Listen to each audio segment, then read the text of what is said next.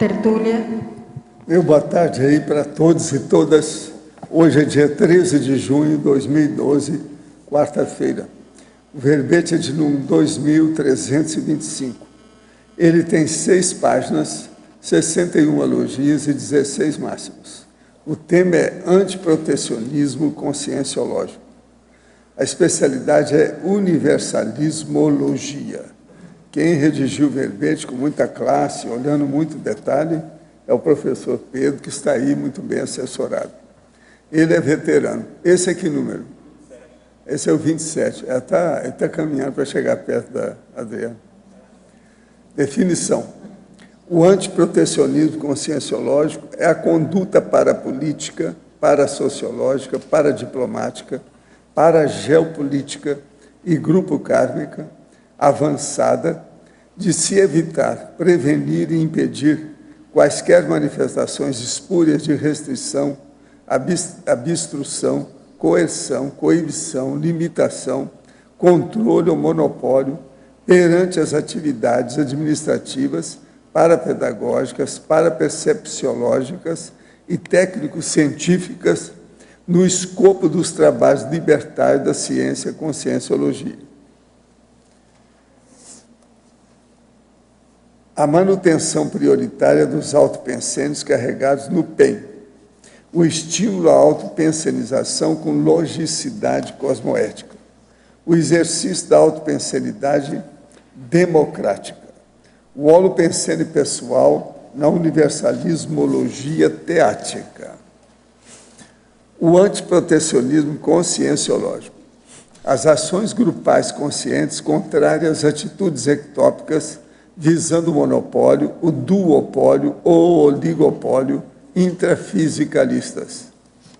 O mercado conscienciológico em plena expansão, a fábrica de neoverpons, a globalização inevitável ao longo do tempo das ideias conscienciológicas, a evitação do monopsônio ou oligopsônio no contexto conscienciológico, a partir da ampliação constante da omnidivulgação.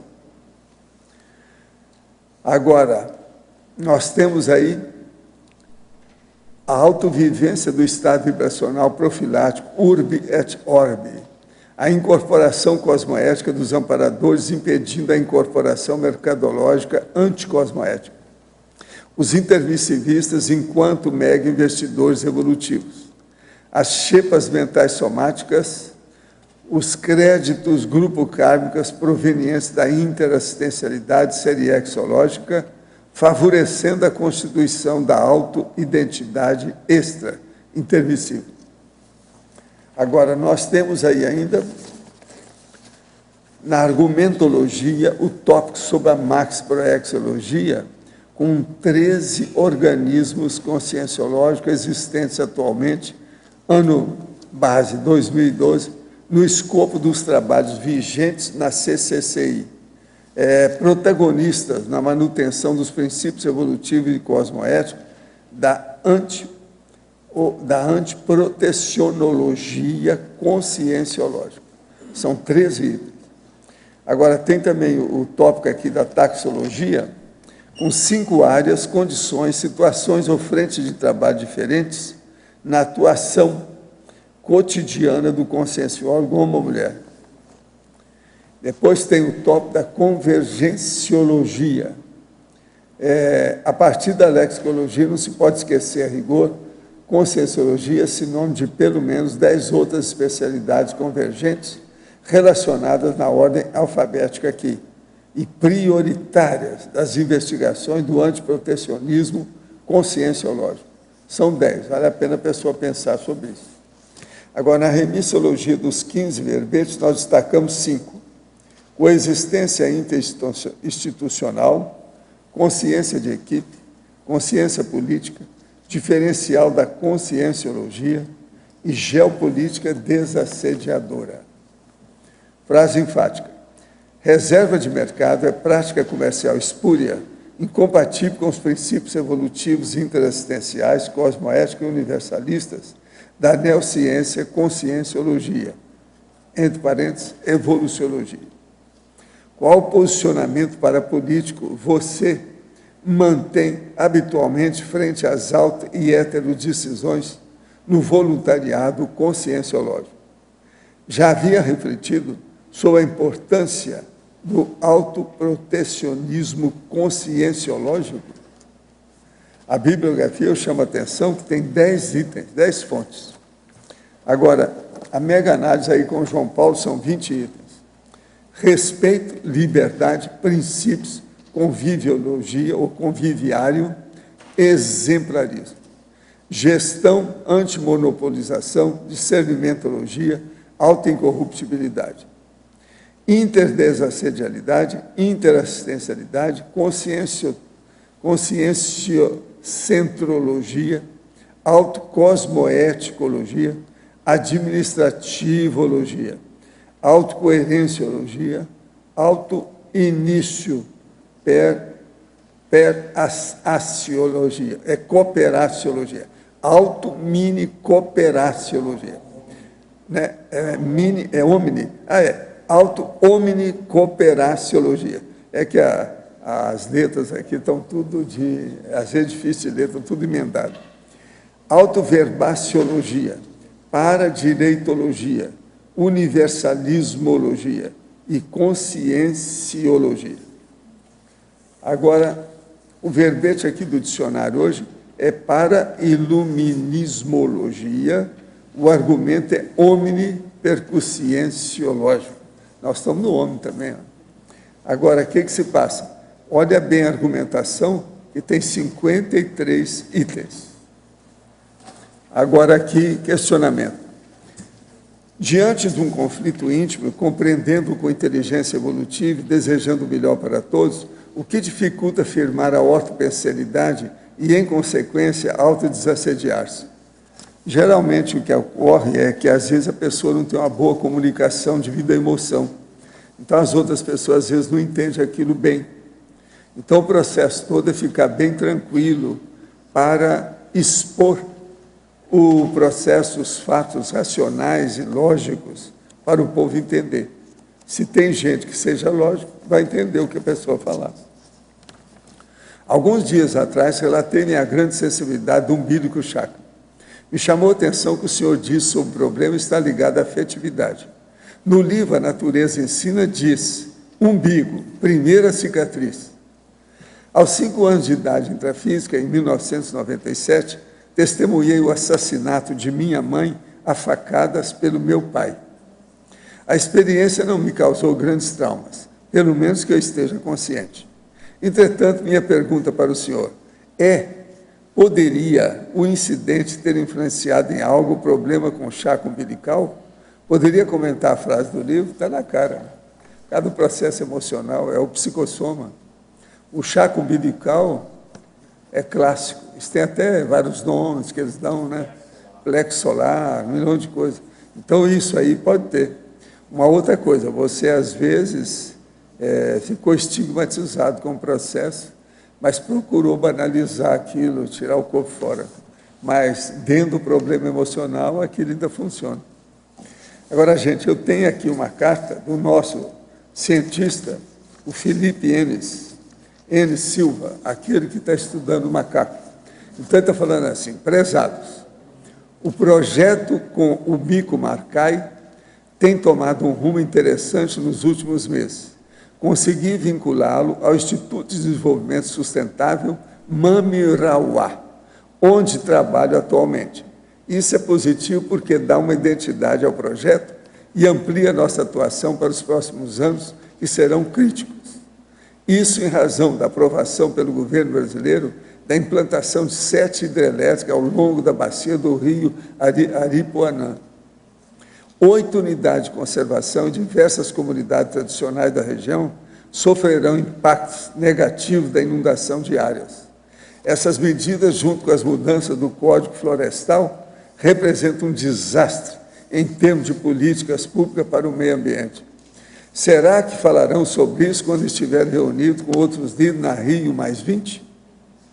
Junto a essa institucionalização do projeto, consegui mais um importante apoio de um programa conhecido como Conservation Leadership Program, para a realização de 2 outras expedições que nos permitirá aumentar o conhecimento sobre o status de conservação desta espécie. Esse programa inclui a participação de um workshop no Canadá sobre conservação com outros agraciados pelo programa.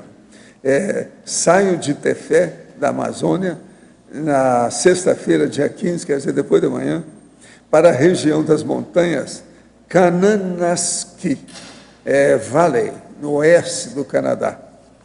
Estou tentando juntar as pontas de tudo isso para entender melhor o que está ocorrendo.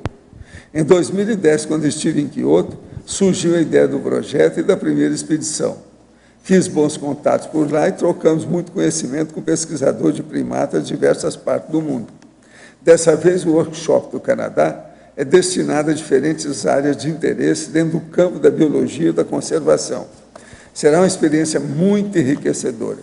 Em anexo, envio um documento com a pequena biografia dos participantes. Vejam a diversidade. Um grande abraço, Felipe. Então, aqui, ó, ele mandou com as fotos de 2 cientistas. Lady Rita Rajaovelona, Palm Species Conservation in Aitremo Protect Area, Madagascar. Bolas, essa foi longe. Aqui está falando tudo, o processo da Royal Botanic Garden, Madagascar. Tem um monte de coisa. Conservação de orquídeas, também está falando. Tudo ela trabalha. É essa primeira aqui, olha a cara dela. Ela parece um homem. Agora aqui a outra. A Cosita Denise Rocomati. Building Marine Conservation Capacity of Fishing Communities in Fiji. E agora aí está falando que ela é coordenadora da Comunidade Centrada de Conservação de Fiji, desde 2010. Agora está falando aqui um monte de coisa que ela faz. Estudos da Marinha, da Universidade do Pacífico Sul. Uma opção de coisa nesse sentido. Ecological Society, tudo ela pertence aí. E tem o Felipe Enes também, que mandou tudo em inglês também. Biologist, we say MSc in Zoology. I work with conservation, ecology and behavior of primates. Está muito bom, viu? Vamos ver. A cara dele, da foto que ele mandou aqui. O Indiana Jones. Então, Indiana Jones, assim, um pouco tupiniquim. Você está entendendo? Pelo jeito dele. O chapéu dele é de tupiniquim. Mas muito interessante. Vamos ver. A gente está torcendo para o Felipe. Isso aí é o máximo, essas pesquisas que ele está fazendo no meio do mato. Já pensou a lignina, a fitoectoplasmia, que ele não está trabalhando? Isso é o máximo. Mas, olha, eu entrego o doutor Pedro para você. Pedro, aperta o homem aí. Apertar o homem. No Estrangeirismologia, aqui na 4ª linha, o trabalho antilucano gerando dividendos no mercado evolutivo overnight. Isso aí foi tem vários termos que a gente procurou emprestar aí da administração e do meio mercadológico, vamos chamar assim. E antigamente, principalmente na época da inflação, tinha esse mercado, né, overnight. Então a gente fez um trocadilho com o trabalho ao longo da madrugada, gerando esses dividendos e frutos mentais somáticos e evolutivos para quem consegue e tem disciplina de trabalhar ao longo da noite, na madrugada. Esse overnight é toda a noite, né? O sentido, ao longo da noite. Ao longo da noite. Agora, lá na fatologia, na página 27, a 4ª linha, a evitação do monopsônio ou licopsônio no contexto concessiológico a partir da ampliação constante da divulgação. Esse também é um jargão do comércio, né? Comércio exterior, principalmente, comércio de modo geral. Esse monopsônio é quando você tem só um fornecedor, só um comprador, só um representante comercial. E o oligopsônio é quando você tem poucos. Então, o que eu quis dizer aqui é que para a gente evitar aquele público cativo, né, para a gente estar sempre aumentando os alunos com as palestras, para a gente ter renovação, oxigenação de novas pessoas, novos alunos, assistentes, porque o aluno de hoje vai ser o professor de amanhã, vai ser o pesquisador que vai chegar mais à frente. Então, a ideia é a gente sempre ter isso em mente, e dentro desse contexto do verbete, procurar a renovação cadastral, né? A renovação de novas pessoas, novas Agora, eu acho que consciências. seria bom você entender o seguinte, que overnight que ele falou não tem nada a ver com esticada. Você sabe o que é esticada no Rio de Janeiro? Os caras que são boêmios, que vão à noite e vai de uma boate, depois acaba com a outra, até amanhecer o dia de boate em boate. E chama esticada. Não tem nada que ver com overnight, tá certo? É bom clarear isso aí bem. É uma aplicação que ela vencia toda noite. Assim, A esticada é outra coisa. Não vão dar esticada. Eu lembro do overnight. Eles vão para 3 boates diferentes. Uma fecha, eles passam para outra, até a outra. Aí amanhece o dia. Aí tem um itinerário. Aí eles vão carregados para cá. Agora eu vou dar um aperto final aqui. Esse protecionismo conscienciológico, você consegue detectar aqui na CCCI? Existe isso ou não? Não sei. Existe essas coisas, sim. Existe. A gente não é o predomínio, mas aqui e acolá, eventualmente, a gente tem que fazer reunião, fazer a cariação, o AVA entrar, o CEAJUC, a própria Unicim, para a gente tentar inibir essas práticas já no começo, porque muitas vezes a pessoa, a gente até comenta, acho que na parafatologia, a pessoa entra dentro de um contexto que o passado às vezes vem à tona, ela é uma liderança muito forte, às vezes muito centralizadora, tem dificuldade de abrir para outras pessoas poderem participar, e aí nós temos que sentar, fazer o processo do diálogo, fazer a cariação, para mostrar para ela que muitas vezes ela está repetindo um processo do passado que já ficou anacrônico, demodé, e justamente está faltando essa renovação que a gente estava comentando. Então, a ideia desse verbete foi justamente para isso. É óbvio que isso não há uma predominância, mas em termos assim profiláticos, eu achei melhor, até conversei com o professor Valdo, ele sugeriu a gente ir em frente com essa ideia, para a gente poder expandir e discutir essas ações de modo geral, seja em que contexto for, né? Tá, ok, obrigado. O Júlio está aí. É. Fala com ele. Júlio, a gente subiu hoje lá de baixo sobre os bustos, e o do Chico Xavier não parece nada, deve ser uma outra personalidade. Chico Xavier não está errado, não? Está muito estranho. Está danado, não é ele não, tá? Então, tem bustos que, você olhando a foto, realmente não é... Não, mas aquele não dá. Se você colocar lá, tira ele de lá, tira ele de lá, senão o povo vai fazer piada em cima de você. Presta atenção, não é ele não. Dá uma olhada lá com calma. Acho que... Eu convivi com o Chico Xavier há 10 anos, eu conheço o homem. O busto antigo está melhor. Então para que Eu pensei que dá um jeito. Aquele não é, nunca foi, nem nas vidas anteriores. Você não sabe nem se é homem. Ele era mulher, nada nada. Quando for a foto que for escolhida para ele... Deve ter sido de algum vizinho. É do amparador dele. É um amparador. Quem sabe que é outro nome vocês fizeram com o Chico Xavier. Esse busto não foi feito na minha gestão, tá? Eu peguei o caminho andando, eu tenho que deixar claro. Então, o que acontece é o seguinte, a gestão que eu assumi, eu procuro o professor Valdo, marco a foto... Tira ele, porque ele está dando indigestão. Não, mas você está renovando o processo. Indigestão na gente. Então, eu até agradeço que as pessoas sinalizem que tem alguns bustos que está diferente, para que a gente possa corrigir. Não. Agora, daqui a pouco eles vão colocar mulher no lugar de homem, homem no lugar de mulher. Isso aí fica feio. Vou levar para o Valdo definir qual é a foto. E eu mesmo estou cobrando foto. Chico Xavier tem cara clássica dele, tem que ser daquele jeito, não tem jeito. Eu achei o busto antigo melhor. Vamos ver isso aí. Eu fiquei na minha, falei, não sei quem foi que escolheu a foto. Você viu o busto antigo? Eu acho que eu também não vi. Eu não lembro. O Apolônio de Tiana está bem diferente também, já é antigo. Esse é mais difícil. Ninguém confiou com ele. Aquilo que eu lembro está igual.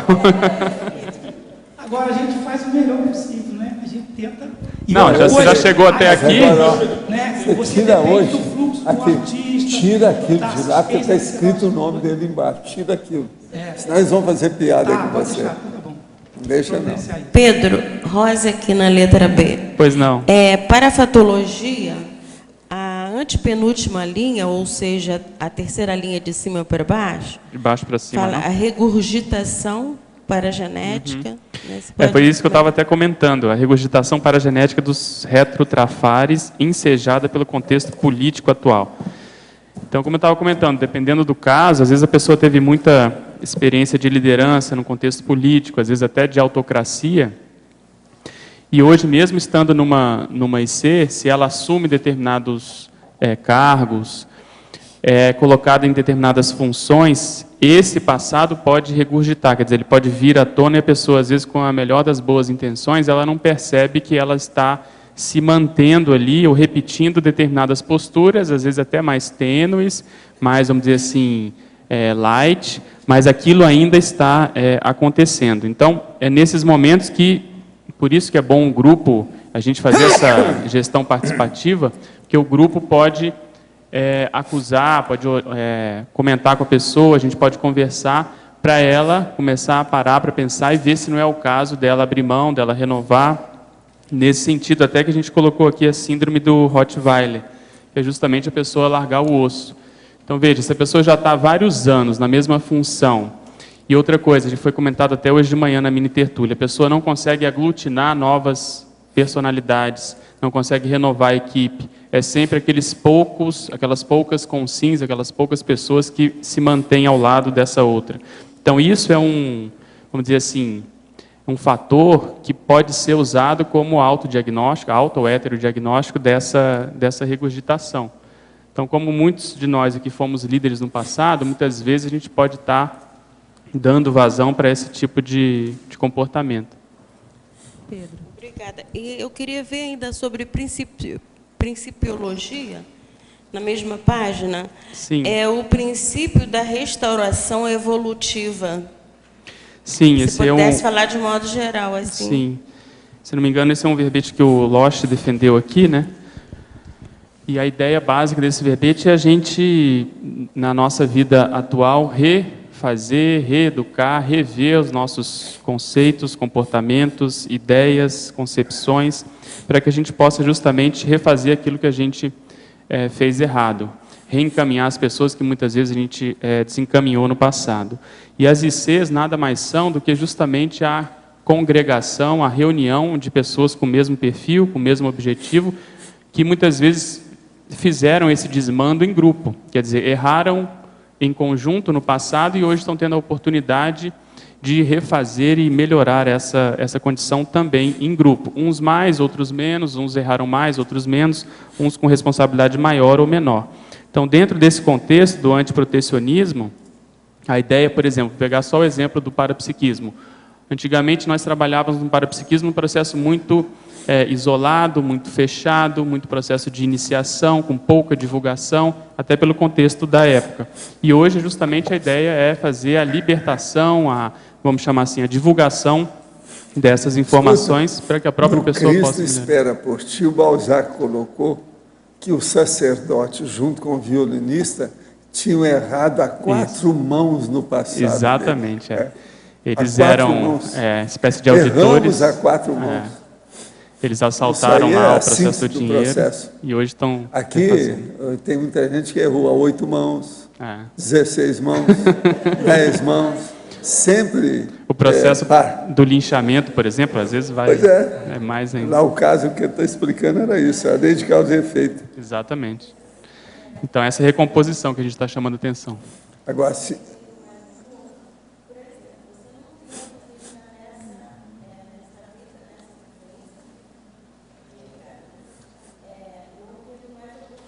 De estar com o mesmo grupo que você realmente deixou todo um déficit, né?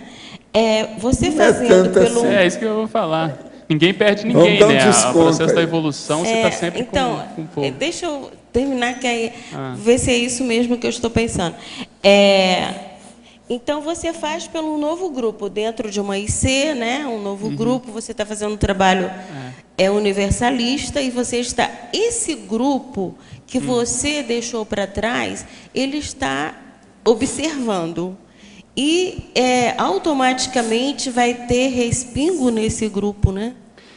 O problema aí é que isso que você chamou de novo grupo, às vezes não é, às vezes são as mesmas pessoas, né? Então, quem daquele grupo do passado pôde melhorar, aumentar um pouquinho a lucidez, reconhecer que errou, pôde fazer o curso intermissivo, por exemplo. E lá no curso intermissivo, muitas vezes foi combinado, essas pessoas podem ter se tornado duplas, podem ter combinado de fazer uma IC, podem ter a mesma tendência, por exemplo, para uma certa especialidade. Então, você pega, vamos pegar o caso da OIC. Aquelas pessoas têm a mesma tendência, que é a área da saúde, querem melhorar, qualificar as pessoas nesse sentido. Então, isso no passado, eles já devem ter convivido junto, às vezes mais próximo entre eles do que, por exemplo, entre pessoas de outras ICs, se a gente fosse comparar. Então, só para dar esse exemplo, que às vezes o grupo é o mesmo, mas concordo com você, às vezes como o grupo é muito maior, tem pessoas com as quais a gente não está convivendo. Só que aí, se não está convivendo, tem sua razão de ser. Acho que a gente não precisa se preocupar com isso. Muitas vezes a gente vai atender esse povo de modo indireto, às vezes vai ser na TENEPS, às vezes vai ser um leitor do seu livro, que às vezes vai pegar, não vai ter nenhum contato maior com a conscienciologia, entende? Então, eu acho que a gente tem que se preocupar mais com quem a gente está podendo conviver, com quem pôde, muitas vezes, chegar próximo das ideias, que essa é a prioridade em termos de assistência. É com esse povo que a gente tem que trabalhar, entende? Porque senão a gente fica muito preocupado, quem chegou, quem não chegou, e eu acho que quem já chegou já tem assim, um bom trabalho para a gente fazer, né? Já tem muita coisa para a gente poder priorizar. Tá bom? Pedro. Pois não. Aqui. Por favor, na página 26, em sinonimologia, você traz o primeiro sinônimo aqui do verbete como sendo antimonopolização conscienciológica. Sim. Então, só para a gente reforçar, em termos de característica, para qualificar o autoconhecimento... Porque a ideia, se você for ver bem, a gente procurou colocar isso até tanto na especialidade, como naquela listagem que a gente colocou lá dos sinônimos da conscienciologia, na página 30, um dos sinônimos é justamente universalismo. Então, não tem como a gente se considerar, por exemplo, melhor que as outras pessoas, a gente fechar e trabalhar só com quem chegou, por exemplo. A gente tem que tentar fazer essa expansão ao máximo. Então, isso pode aparecer, o contrário disso pode aparecer de diversas formas. Por exemplo, se numa determinada cidade, aqui em Foz é muito difícil, mas numa determinada cidade, aquele grupo resolve só eles trabalharem com a conscienciologia e não deixa, por exemplo, uma outra IC chegar, não deixa outros pesquisadores irem lá para haver intercâmbio. Então, esse monopólio é que a gente está justamente querendo combater aqui. Quanto mais houver intercâmbio, troca, de experiências, de ideias, e mesmo refutações, discordâncias, melhor para o processo de ciência. Então, isso que a gente está chamando de antimonopolização, entende? Aí você vai falar assim, mas, por outro lado, tem que ter uma certa organização, uma certa regra. Então, a gente tem que respeitar, por outro lado, a hierarquia. Sim. Então, você veja, a Unicine é quem está num papel de regrar esses acordos, esses intercâmbios, essas parcerias. Então, é nesse sentido que a gente quer estimular o respeito, que a gente comentou aí, do CGC. Então, no CGC significa que não, a gente vai respeitar os intercâmbios e vai ver, de modo mais específico, como que esses intercâmbios vão ocorrer. Então, em termos de receita, em termos de agenda, entende? Em termos de cadastro, seja lá, tudo que estiver envolvido nesse processo de troca, de parceria. Ok, então, se nós... tanto expandindo como trazendo para o micro-universo, aquela pessoa que tem uma certa dificuldade em aglutinar, ela acaba também repetindo essas total. questões, A gente viu isso no curso da monarquia. Muitas vezes a pessoa foi monarca no passado e hoje ela quer fazer o feudo dela aqui. Sim. E acaba que não tem mais ambiente, porque a gente está trabalhando com as ideias tão avançadas e a gente vê que ela fica defasada, ela fica demodê, e até certo ponto fica isolada, porque não tem ambiente para isso, né? Clareou algumas coisas, então. Obrigada. Por 3 vezes meu nariz sangrou muito após trabalhos energéticos intensos. Uma das vezes foi após realizar o laboratório de EV, e não encontrei causa física para isso. O trabalho energético e o processo de ectoplasmia podem ter causado o rompimento de um vaso sanguíneo, ou seria alguma coincidência? Não. O problema aí é físico, isso é rinorragia, isso é o sistema circulatório. É bom você fazer um check-up. A gente não pode brincar com essas coisas. Toda vez que a gente mexe com EV e energia, começam a aparecer aqueles pontos frágeis da pessoa, é feito o diagnóstico, porque a pessoa às vezes está defasada. Há quanto tempo você não faz um check-up? Seria bom fazer. Rinorragia é preciso examinar. Se for várias vezes, pode ter um processo de hipertensão, Sim, sem pode ter um dúvida. problema de discrasia sanguínea. Tem que fazer exame, às vezes tem um tumor benigno, hemangioma, que sangra muito. Que tem aí, precisa muito fazer comum. um exame para valer. Tem que tá? descartar isso mesmo. Agora, para você, binomiologia, página 28, final da primeira linha. Poderia explicar o binômio ortomanifestação reumática evolutiva? Olha aqui, não é reumática, não, reumática. Sim, essa palavra existe, esse binômio é da Nós enciclopédia, já do falamos disso há professor alguns Valdo. anos aí, né? A reumática, ela lá gosta da reumática. Então, a reumática é o processo de rumo mesmo, de caminho, abertura de caminho. Então, o que a gente quis chamar a atenção é que quanto mais cosmoéticos nós formos em termos de manifestação, né, de etologia, mais isso tende a abrir o nosso caminho. Então, esse processo de reumática é de rumo mesmo, a reumática evolutiva. Agora, crescendologia, página 28. Poderia comentar o crescendo ética, cosmoética? Sim, nesse contexto aqui, o que a gente quis chamar a atenção é que, muitas vezes, quando envolve o processo de interesses, conflito de interesses, a condição, às vezes, de negociação, muitas vezes a pessoa até esquece do processo da própria ética. Às vezes tem situações que a própria ética humana, ela inviabilizaria aquela conduta, aquela condição. O que dirá a cosmoética? Então, se nós estamos defendendo e querendo ser mais cosmoéticos, a gente tem que também olhar a ética, que é o que vai embasar a condição nessa vida humana. Então, você tem que ser coerente com as duas situações. Por isso a gente colocou no crescendo. Paradoxologia, página 28.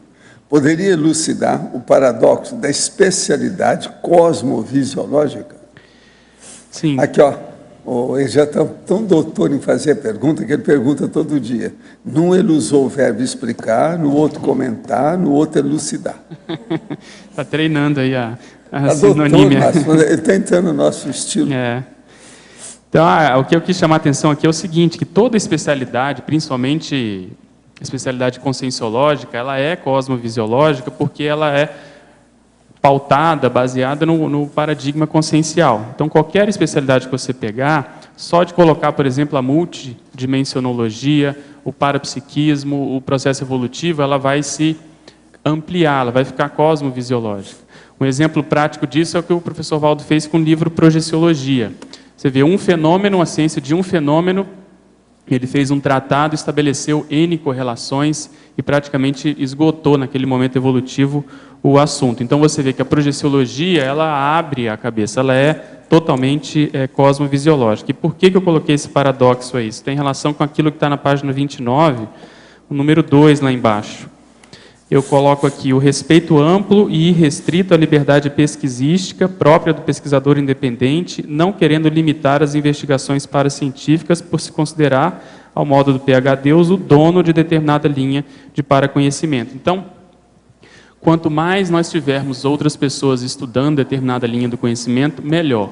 A gente costuma dizer que ninguém é dono da biologia, por exemplo, que o nosso amigo pesquisador estava comentando. Então, isso é salutar. Então, quanto mais a gente puder debater as ideias que virão desses artigos, dessas pesquisas, melhor. E não a pessoa se considerar dono porque publicou um livro, ou porque é de uma IC, ou porque já tem alguma experiência na área. Em estrangeirismologia, página 26, última linha. Poderia clarificar o que são as teorias administrativas com Grano Salles? Sim, essa expressão ela é antiga, ela é da antiguidade, segundo consta de Plínio, o Velho, e significa com uma pitada de sal. O que ele queria dizer é sempre com discernimento, com uma certa descrença, você olhar com calma, principalmente neocondições, neoteorias. E no caso das teorias administrativas, até onde eu acompanho, é o campo ou a área do conhecimento onde mais surgem teorias, hipóteses, situações.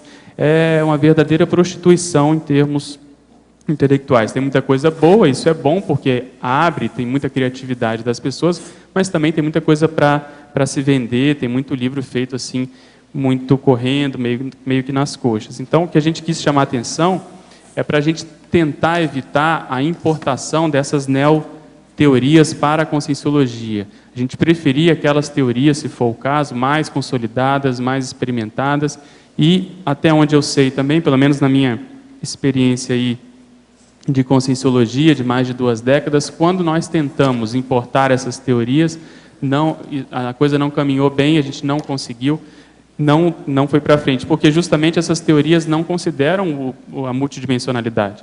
Então, por isso é que a gente tem que ir com muita calma quando vai tratar desses assuntos. Como não se incomodar com as fofocas intrafísicas, que são pensenizadas patologicamente, muitas vezes até por certas amizades ociosas da Robex, que querem que voltemos a nos comportar de uma forma monovisiológica? O ideal é você ter um foco de atenção, um foco de interesse acima disso. Continuar o que você está fazendo, pelo menos é isso que eu procuro fazer. Procura estudar, se você está escrevendo um livro, procura colocar sua atenção nisso, porque aí não vai dar espaço para você se importar com esses comentários. Pouco a pouco isso vai ficar menor. Quanto mais você der valor para isso, significa que você ainda está, de algum modo, querendo defender a sua própria imagem. E ao longo do tempo a gente vai aprendendo que, por mais que você faça força e queira ser perfeito, você sempre vai ter alguma coisa ainda a ser trabalhada, considerando que você não é serenão. O professor Valdo acabou de comentar que todos os bustos que a gente estuda aqui, eles não são consenso, eles têm trafares, eles têm furos, eles têm situações ainda muito críticas para serem trabalhadas. E, por outro lado, são verdadeiros gênios. Então, veja, mire-se nesse caso. Se eles fossem se importar com tudo que foi falado deles, talvez eles não tivessem feito o que eles fizeram. Então, eu acho que tem que deixar isso de lado e procurar focar em alguma coisa mais avançada, mais prioritária. Pedro, Luiz aqui no D. Pois não. Página 29, na taxologia, o item 3, você podia explicar um pouco mais, se puder dar um exemplo também, a ideia? Sim, vou ler aqui. O respeito amplo e restrito às neo-abordagens de determinada verpom, independentemente de quantas apreciações ou diferentes prismas já existirem previamente, exercitando a técnica da circularidade paradidática, evitando a manifestação do sentimento de poder ou privilégio dos autores mais experientes de tal ideia, verpom, neoconstruto. Tem relação com aquilo que eu comentei. E é um exemplo que o professor Valdo dá muito, que é pegar uma determinada ideia e tentar picotar aquela ideia sob novos ângulos, prismas ou vertentes que aparentemente são muito parecidos, mas eles são diferentes. E se você traz isso para o grupo, você tem que também respeitar as pessoas que querem fazer isso, mostrar se houver algum tipo de, vamos dizer assim, se a abordagem estiver muito similar, se ela tiver assim com pouca originalidade, você mostra para a pessoa. Mas, em princípio, você tem que respeitar que se possa fazer isso. E no caso dos verbetes, a gente vê muitos casos assim, né? Então, se você pegar na enciclopédia do termo ou assunto verpom, por exemplo, que é o que a gente está falando aí, existem várias abordagens sobre verpom, neo-verpom, que mais? Verpom, transverpom, verponogenia e assim por diante. Então, e você vê que cada flanco ele é diferente e faz pensar de um modo diferente. Então, isso é interessante porque eu vejo que a pessoa que tem mais ideias e é mais criativa, pegando o professor Valdo como exemplo, ele é o que menos se importa com plágio, por exemplo. E quem tem poucas ideias, às vezes a pessoa publicou um verbete, um livro, teve uma ideia, ela defende aquela ideia e fica preocupada se vão repetir, se vão copiar, se vão... Copyright. O copyright, exatamente. Então, se a gente ficar muito preocupado com isso, entende? Eu acho que limita muito a abordagem. Obviamente, você tem que sinalizar, existem livros que são feitos à base de plágio, a gente sabe disso, mas acho que dos males o menor. Se você esclareceu e a pessoa quer caminhar com aquilo, paciência, o que você vai fazer, entende?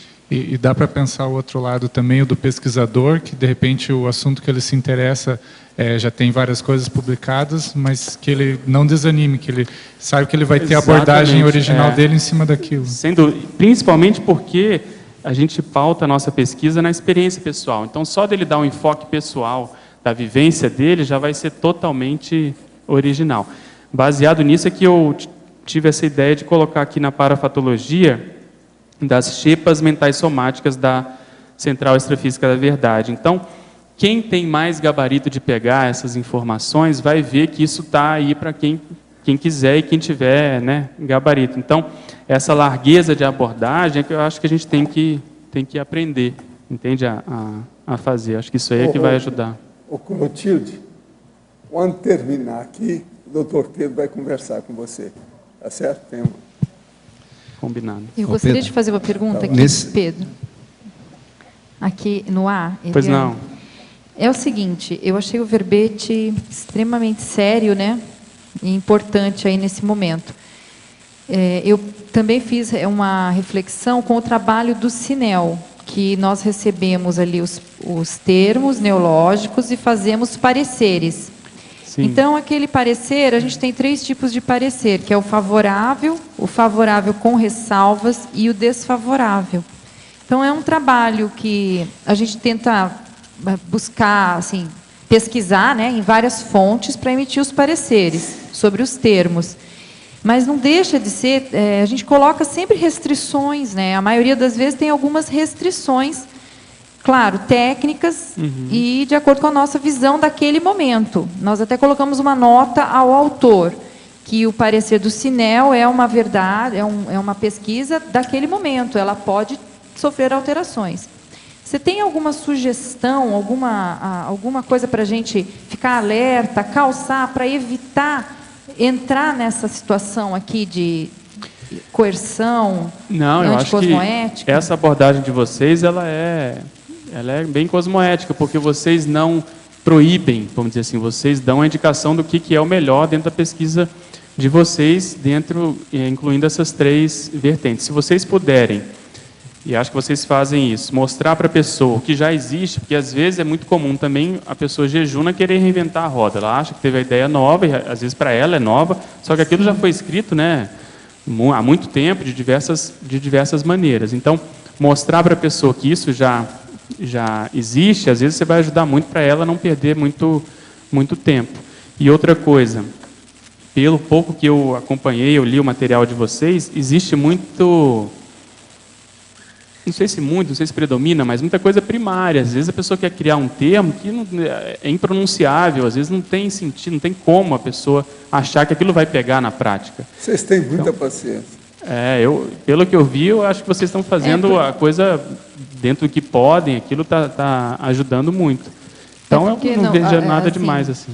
Também a gente observou que a pessoa, muitas vezes, ela manda aquele neologismo e para ela realmente conta que aquilo seja a bola da vez, que seja maravilhoso. Você apega muito àquela ideia. Tem que criticar, né? Então é uma situação também delicada para a gente não reprimir a pessoa. Mas você veja, isso aí é uma ideia, às vezes é um termo. Imagina um livro, quando você às vezes tem que fazer uma revisão de um livro, e você faz a sua revisão, e às vezes a pessoa fica pé da vida com você. Mas a sua intenção é ajudar, é mostrar para a pessoa que às vezes não é bom ela publicar aquilo, porque aquilo vai contra ela. Nos verbetes acontece muito isso, né? Às vezes, alguns verbetes voltam, às vezes a gente recebe críticas, às vezes o pessoal muda determinadas situações dos meus verbetes. Eu acho isso fora de sério, porque o importante é você conseguir superar essa situação para poder estar aqui, para poder apresentar a ideia, para poder renovar aquela ideia inicial com a contribuição de outras pessoas e poder esclarecer, porque senão a pessoa emburra, fica lá com aquele problema e ela não caminha. O importante é o trabalho sair melhor depois, né? Exatamente. Revisão. Tá joia. Obrigada. Ô Pedro, lá na página 29, naquele item de especialidade que você estava comentando agora há pouco com o Luiz, sim. Eu vejo que esse é um ponto muito sério, porque a tendência de crescer a quantidade de ICs, de aumentar a quantidade de ICs, apesar de estar dentro de um mater pensene, ela se apresenta, ela é grande.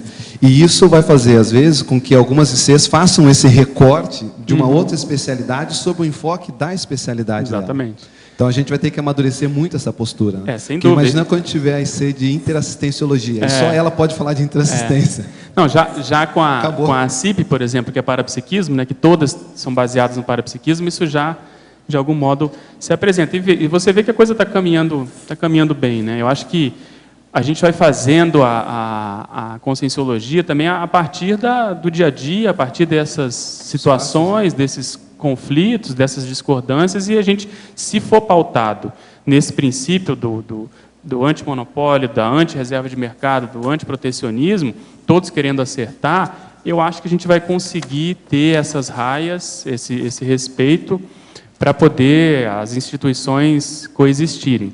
O próprio Losch fala muito isso, e eu vejo que a postura dele é boa, porque ele acha até bom quando outras pessoas, outras ICs falam de PROEX, porque é uma espécie de propaganda para ele.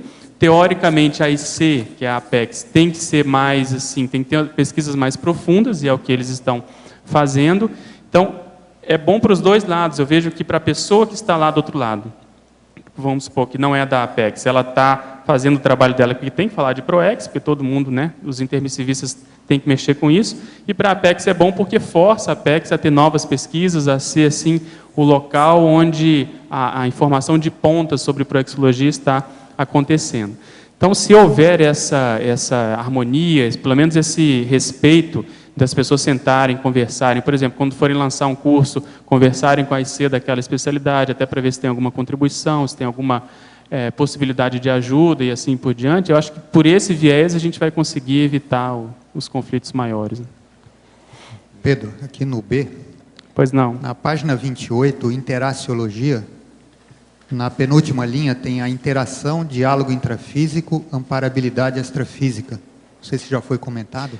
Não, ainda não. Tem a ver com isso que eu estava conversando com o Marcelo. Diante desses neo-desafios, essas situações que vão se impor, a gente tem que sentar e conversar. Né? Eu lembro que você participou comigo de uma conversa nesse sentido, com outras pessoas, e a gente chegou a mais ou menos um denominador comum sobre o que a gente poderia fazer, na época era envolvendo um curso específico. E eu acho que a coisa caminhou bem, você, pelo menos predisposto, você estando assim mais aberto, os amparadores têm ambiente para dar essas neo-inspirações. Então, a paradiplomacia, ela é, acho que, pautada no diálogo, sabe? Então, por isso que eu quis chamar a atenção para isso. Tá, só mais uma coisa, aqui na laboratoriologia, você colocou o acoplamentário, né? Sim. Qual correlação você fez? Aqui, o que eu pensei? Pelo fato de ele ser um laboratório grupal, a gente vê ali muitas opiniões, muitas manifestações díspares, diferentes. Você aprende a conviver ali naquele final de semana, nem que seja uma coisa reduzida, de um modo assim muito intenso. Então, isso ajuda e faz a gente pensar. E tem também o processo da contraparte extrafísica, como que os amparadores se apresentam, como que eles se manifestam. Isso ajuda a quebrar os condicionamentos humanos.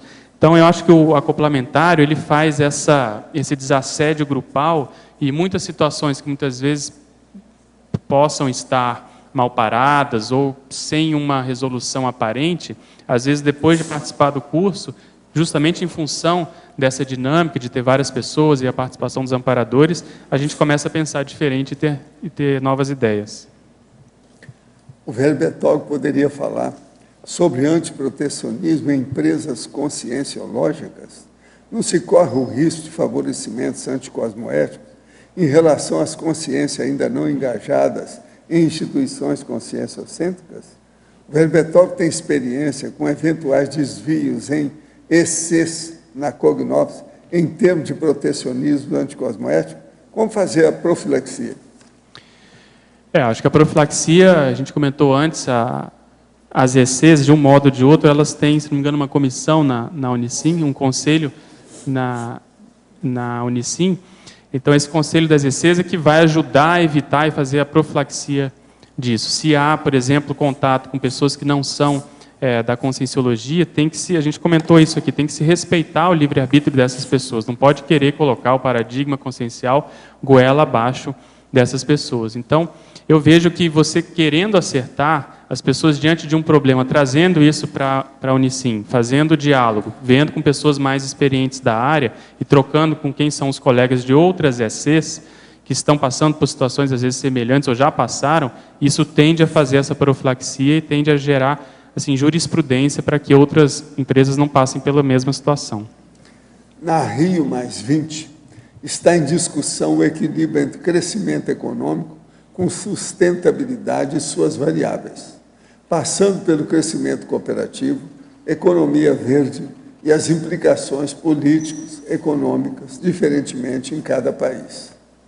Partindo do pressuposto que a evolução intrafísica necessita de fixadores psicofisiológicos para tornar-se palpável as consciências assistíveis e considerando a atuação esperada dos organismos conscienciológicos existentes atualmente na CCCI, qual sua visão para criar o maior sinergismo interno na Cognópolis, capaz de promover efeitos externos e alinhados com o exposto anteriormente? Veja, se nós somos uma ciência de ponta, ou pretendemos ser, a gente tem que acompanhar essa manifestação de cuidado, de sustentabilidade do meio ambiente. Então, o professor Valdo é o maior defensor aqui dos jardins, do verde. Desde que ele chegou aqui, eu vejo ele preocupado com isso, e agora nós estamos conseguindo fazer na prática, a manifestação disso a partir dos jardins. Começa depois de amanhã, né? O Rio+20, não é isso? Sexta-feira. Essa semana, Então, são mais de 130 países. Nós tivemos aqui o primeiro fórum de sustentabilidade ambiental, que contou com várias pessoas, Rio inclusive... 92, o Instituto participou. O Instituto esteve lá, exatamente. E eu não sei se mais para frente nós não vamos ter uma IC sobre o processo ambiental, né, sobre o processo do verde, fitoectoplasmia, isso aí vai acabar sendo inevitável até para ajudar a gente. Até o momento. Então, isso é inevitável, nós temos que caminhar em conjunto e dar exemplo a partir disso, né? Esse que é o ideal. Pedro, pois não. Aqui na fatologia, na terceira linha de baixo para cima, quando você fala a preparação do próprio sucessor, eu gostaria de saber assim, quais dicas que você daria e também com relação ali, levando em conta na maniologia, a profilaxia quanto à mania de centralizar as decisões. Eu acho que todo voluntário, ao assumir determinada função, ele já tem que começar a pensar em quem que vai substituir, porque normalmente só se pensa nisso quando a pessoa já quer sair, e aí ela começa a correr atrás de alguém para ocupar o lugar. Então, o ideal é, durante o processo, já no início, ela começar a pensar em equipe, ela começar a pensar naquele trabalho que ela faz e se ela tem condições de aumentar e aglutinar novas pessoas, porque a tendência é o trabalho aumentar, melhorar, e ela poder, muitas vezes, passar o know-how que ela está tendo ali para as outras pessoas. Então, isso é a partir da força presencial que ela vai ter, do engajamento que ela tem com aquela tarefa, de quão motivada ela fica em fazer aquele processo. Então, quanto mais energia ela coloca naquela tarefa, a tendência é ela se sentir bem, porque ela consegue conectar mais com os amparadores. Então, isso chama atenção. Ao chamar atenção, vai começar naturalmente a vir as pessoas que têm afinidade com ela, principalmente pessoas do passado. Então, aos poucos, ela vai criando essa equipe e vai tendo já olhar o que ela vai fazer depois. Normalmente ela vai assumir uma tarefa mais avançada, ou que ela pelo menos não tenha tanta experiência para poder justamente desenvolver determinados atributos. E o que você comentou da mania de centralização é o contrário, a pessoa que fica, ou as pessoas, às vezes é um grupo que se fecha em copas, porque eles se confiam muito entre eles, ou porque se conhecem muito, isso por um lado é bom, mas isso vai até certo ponto, isso tem assim um teto baixo, porque há uma tendência de não haver diversidade. E se não há diversidade, não há renovação. Então essa centralização excessiva é que justamente é um assim, dos sintomas mais sérios de que a pessoa está, às vezes, segurando o osso. Ela pode ser por medo, pode ser por insegurança, pode ser por que problema for, mas ali tem alguma questão que está aparecendo. E quando você prepara o seu próprio sucessor, você já está dando exemplo de que você não está apegado a nada, né? Você está justamente querendo ver que o trabalho continue e você possa assumir novos desafios. Né? Vamos ver agora o capitão Oswaldo. Oi, Pedro, tudo bem? Olá. Tenho duas perguntas para que você expanda aqui os conceitos. A primeira delas, na segunda linha da fatologia de baixo para cima, a supremacia da colegiatura conscienciológica. E a segunda pergunta, ou aliás, o segundo conceito, é na sexta linha da fatologia, o comprometimento político dos voluntários, ou do voluntariado, perdão. Sim. Começando pela primeira, a supremacia da colegiatura conscienciológica. Você vê que as principais decisões da conscienciologia, a gente procura sempre ter outras pessoas ou colocar algum colegiado, comitê, comissão e assim por diante. A gente procurou destrinchar um pouco essa ideia lá na página 29, elencando esses 13 organismos aí, eu não sei até se faltou algum, mas que são as instâncias mais sérias da CCCI, e elas envolvem outras pessoas, quer dizer, a participação de um número maior de pessoas.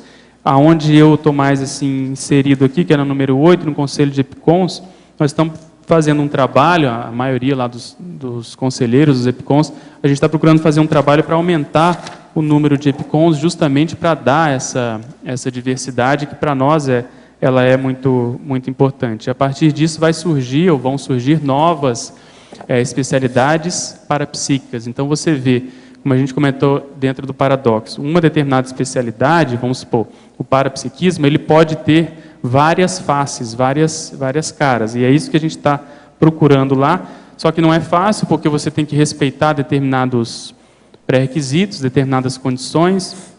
Eu até fiz um verbete recente chamado pré-EPICON, que eu procurei colocar lá, sintetizar aquilo que o Conselho já tinha feito nesse sentido, procurei colocar as minhas ideias para tentar clarear um pouco mais essa área, essa especialidade, que é uma das mais, vamos chamar assim, que a gente talvez tenha trabalhado pouco ainda na conscienciologia. E a sua outra pergunta, a condição do processo político, do engajamento político, eu vejo que a pessoa ela tem que ter alguma noção de responsabilidade diante daquilo que ela faz. Existem instâncias que são mais políticas ou até politizadas dentro da conscienciologia, existem outras que são menos. Mas dentro da disponibilidade da pessoa, do voluntariado que ela faz, ela tem que, de algum modo, procurar participar dessas instâncias. Eu lembro aqui de 2 verbetes, um do Marcelo, né, o gestor parapsíquico, e a gestão participativa do Will, em que isso foi muito falado. Se a gente procura pautar as nossas decisões no processo de horizontalidade, quer dizer, você ouvir os voluntários, isso tem que ser efetivado na prática, porque quando eu estava mais à frente do setor de voluntários aqui, até hoje a gente vê isso ainda no AVA, é que a gente fazia o colegiado gestor e poucos voluntários participavam. Eu vi também que no Conselho dos 500 está acontecendo isso, que é uma tendência natural. Então, de um modo ou de outro, cada um de nós tem que tentar fazer a sua parte, dar o seu voto, fazer a sua participação, emitir a sua opinião e não delegar simplesmente para aquelas pessoas que já estão na liderança o que eles acham melhor, seja porque eles têm mais visão de conjunto, porque eles têm ali aquela experiência de estar naquele cargo.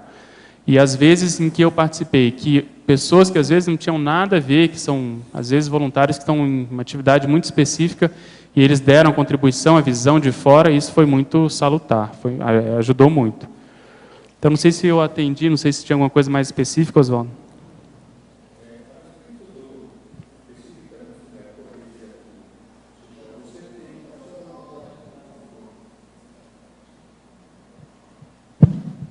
A respeito da colegiatura, você tem, pelo teu trabalho dentro do Conselho dos EPICONs e tudo mais, você tem desenvolvido algum tipo de, vamos dizer assim, de síntese em quanto às características que deveriam ter essas colegiaturas?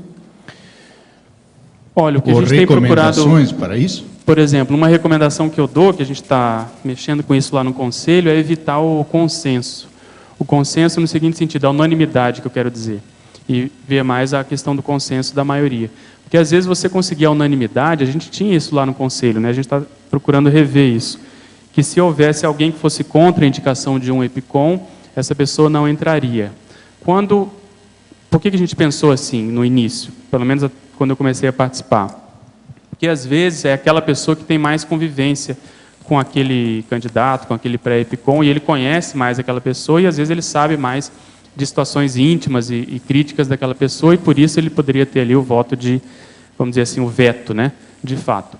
Mas hoje, com o caminhar das coisas, com o número até de amparadores que nós temos, com a segurança e a experiência que a gente já tem, seja nessa ou noutra especialidade, a gente está propondo lá rever isso, para que a gente possa caminhar por um processo de maioria mesmo. As pessoas falam, comentam, a pessoa pode até ser contra, mas ela, no caso, aí, ela vai poder ser voto vencido nessa situação. E outra condição também que eu vejo é tentar ao máximo, não digo impedir, mas você incentivar a participação dos conselheiros ou das pessoas que estão naquele fórum decisório. Porque mesmo, isso acontece em todo agregado, né? Todas as pessoas que estão assim num processo gregário. Tem aqueles que participam mais, tem aqueles que participam menos. Então, você evitar ou incentivar aquela pessoa que entra muda e sai calada, porque para ela é muito cômodo. E isso, às vezes, até no conselho a gente ainda vê, e eu sou um dos que tentam, pelo menos, falar, para pedir para a pessoa colocar a posição dela. Mas a gente entende que ela se manifesta assim, porque às vezes a pessoa é nova, ela não está conhecendo, mas se já é uma pessoa experiente, a gente não admite isso. Então, dentro da democracia, nós temos o direito, pelo menos eu entendo assim, de você pedir para a pessoa se manifestar. E não ficar naquele respeito, sabe, teoricamente democrático, de que a pessoa faz o que ela quiser, ela tem o direito. Tudo bem, ela pode até não falar, mas a gente tem que incentivar ela para chamar ela a responsabilidade dela poder emitir a opinião. Então, nessas reuniões, o que eu vejo é tentar ouvir todas as pessoas, se puder, dependendo do quórum e do fórum adequado, fazer com que as pessoas façam exercício, né, de política, de emitir a sua opinião. É aí que ela vai ver como é difícil, às vezes, ela saber ter um discernimento adequado, saber se ela está puxando a brasa ou não, saber se ela está ouvindo os amparadores ou os assediadores, e ela pode fazer a verificação depois. Então, eu acho fora de série essa possibilidade de participar desses fóruns em função justamente disso. Ok, obrigado. As instituições, órgãos, setores de trabalho da conscienciologia são administrados individualmente ou em grupo? A administração é autoritária, democrática ou liberal? O que você acha? Nas ICs, ele está perguntando? Nas ICs? Todos os órgãos, as instituições, setores de trabalho. Veja, é a última opção, são libertárias. Nós estamos fazendo a força para isso. Júlio, agora... você não vai embora agora não, né? Espera que tem aqui uma pergunta que eu vou procurar responder, mas é bom você estar aí. O que nós estamos procurando fazer, até eu acho que o Will comentou isso no verbete dele, não existe estrutura administrativa à prova de consciência, tá certo? Então, haja vista as leis que a gente tem no E a país. prova de cons-réus. Justamente as cons-réus estão aí. Mas veja, a maioria, e o nosso exemplo grupal demonstra isso, nós estamos acertando mais do que errando. Então, a gente não pode ter medo de tocar nessas feridas, nesses assuntos, às vezes críticos, às vezes chatos, às vezes polêmicos. O processo do AVA tem muita relação com isso. Então, mas de modo geral, acho que nós estamos mais para o libertário. O processo das reuniões adequadas, acariações. Né? Agora aqui, quando visitei o campus CAEC, vi vários bustos de personalidade do corredor que dá acesso à holoteca. Como estava chovendo, não deu para analisar bem os bustos e não encontrei de quem eram os trabalhos. Esses bustos são confeccionados individualmente por uma só pessoa ou por um grupo indicando as características em conjunto. Minha intenção é conhecer mais sobre os trabalhos. Olha, aí nós temos a Astrid, que é do Rio Grande do Sul, tem também a Rose, que é daqui, e tem o Bob, que é daqui, mas ele é inglês. A maior parte agora dos bustos que estão aí são do Bob, esse é o último agora. Não é isso mesmo? É isso mesmo. Então, vamos ver. Agora, eles são 134 agora. O plano nosso inicial é fazer 400. 400 bustos. Vamos ver o que é que vai dar, não é isso? Vamos ver o que vai dar. O 134 está na porta do E outra coisa, que é do nosso tá amigo lá, Rousseau. Nós estamos pegando a experiência, porque, por exemplo, para colar aquela plaquinha é difícil, então nós testamos várias colas. Agora consegui descobrir qual é a cola ideal. Então são fases. Então, por exemplo, o busto já do nosso amigo Chico, eu vou cobrir com pano lá preto, entendeu? Vocês aguardam, porque para tirar aquilo ali, aquela cola é uma cola especial, ela não solta. Tá? Às vezes quebra o busto, não é isso? Ela quebra o busto. Às vezes quebra o busto. Então, o que eu vou fazer? Eu vou colocar ali um pano preto, tá entendendo? Agora, vou fazer uma outra coisa também. Vou pegar a foto que foi enviada para o Bob, vou conferir essa foto, que pode ser que tenha dado uma foto com Photoshop. Sim, né? Aí deram uma melhorada no Chico. Sei lá se não deram uma outra foto no lugar dele. Entendeu? Então eu quero verificar direitinho, entendeu? E aí as outras eu vou imprimir a foto do Chico, vou entregar para o seu Valdo, você escolher. Fala aí que vai ser colocado também uma mini biografia em cada um. Sim. Vai ser colocado a mini biografia, está sendo preparado, e vai ter aquele código QR Code.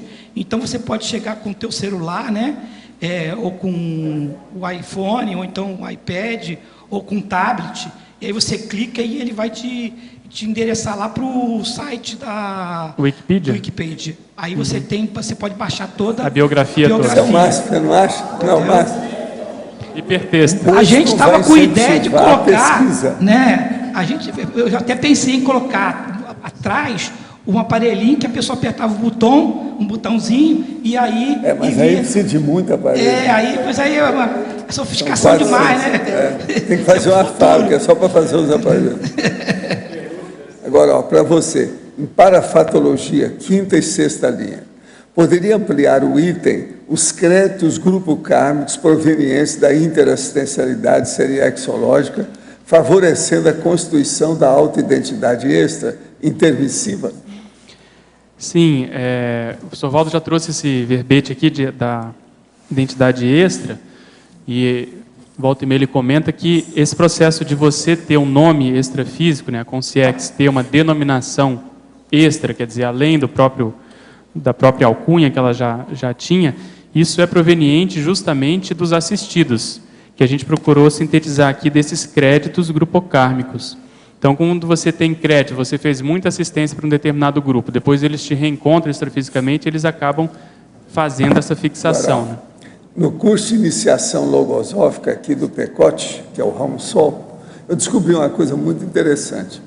Eles falam aqui assim: eis aqui as razões por que se aconselha não estudar nem praticar a logosofia isoladamente. Quer dizer, totalmente contrário à TENEPS. Você está entendendo? Não é engraçado isso? Eu sabia que tinha alguma coisa. O enumerador falou assim: olha, que tem coisa que vai te chamar a atenção. Faz muitos anos que eu li as coisas do Rão Sol. Mas agora, essa é terrível. Ele está explicando tudo aqui da atividade individual que completa o estudo. Entende? Da coisa séria. O estudo e prática no coletivo. Mas o individual... Agora, veja, ele frisa, está bem claro, explicou um monte de coisa, depois fala: eis aqui as razões por que se aconselha não estudar, nem praticar a logosofia isoladamente, individualmente. Não é engraçado isso? Justamente ele jogou fora todo o trabalho básico extrafísico da TENEPS. Entende? Exatamente. E o povo ainda vinha defender a logosofia para mim, assim: tira isso do caminho que não dá certo. É uma cabeça, tem muita coisa positiva, mas dá pena. Engraçado. Né? Olha só uma coisa dessa, não tem noção do processo extrafísico, então não adianta nada. Falar só em educação fica igual às outras escolas. E a logosofia tem uma série de escolas. Tem, em Brasília tem, inclusive, é famosa. O que adianta? Isso aqui é impressionante. Agora você e o FIEX, como é que fica? A gente estava falando de identidade extra, eles não vão chegar nisso agora, nunca, aqui né? é muita coisa que eles não têm, que eu estou mostrando. Eles chamam, as ICs que nós chamaríamos, deles são sedes culturais, sabe? O estudo da prática no coletivo, eles não falam em grupo karma, eles não entendem disso. Outra coisa, o processo da pessoa estudar por ela, eles não sabem o negócio do autodidativo que nós falamos. As energias internas, é a energia consciencial dele. Eles chamam de energias internas da pessoa, de modo geral, mas não especifica, não dá nada. Agora, assim, tem uma série de condições deles. Agora, é uma pena. Ele, procurando aqui falar o negócio da crença, ele não fala em descrenciologia. Outra coisa, fala sobre a verdade absoluta de Deus, etc. Ele não fala em serenões e as besteiras que está falando em Deus, com esse negócio todo. Outra coisa, ressexologia, ele não tem noção disso. Ele quer que o povo mude, mas ele não tem uma noção do processo. Uma outra coisa, ele fala muito em reservas morais, mas não conhece o conceito de cosmoética. Entende? Agora, a mesma coisa, a ciência e cultura no mesmo tempo, a logosofia transcende a esfera comum, configurando uma doutrina de ordem transcendente. Está falando em doutrina, não fala nada de curso intermissivo, um problema difícil. Outra coisa, ele não viu que existe a síndrome da priorismose. Então ele fala na inércia mental e volitiva. Ele está certo. Mas veja, ele não caiu na realidade da história, chegou perto. Outra coisa, não tem noção nenhuma do que nós chamamos de invex, que é a pessoa começar a excedir. Agora, Walter, você acha que isso. Esse seria um candidato a pré-intermissivista, se ele estiver mais ou menos liberto assim, em termos de Eu ficha? penso que sim. Teve uma Porque vez que chegou uma pessoa perto. insistiu demais para encontrar com ele fora do corpo. Eles falaram que iam fazer uma evocação para ele falar comigo. Mas é que ele está muito envolvido com os negócios. Ainda da logosofia deve estar, né? Outra coisa, eles não eram bobos, e tem gente deles também que é gente de muito nível cultural bem elevado. Em Brasília eu conheço alguns que eram de alto Agora, nível. dá pena ver que o negócio ficou bitolado, entendeu? O processo da pesquisa é grande. Ficou não tem... intrafisicalizado demais. Agora, o que eu estou vendo é que é isso aqui, ó. Isso liquida com tudo.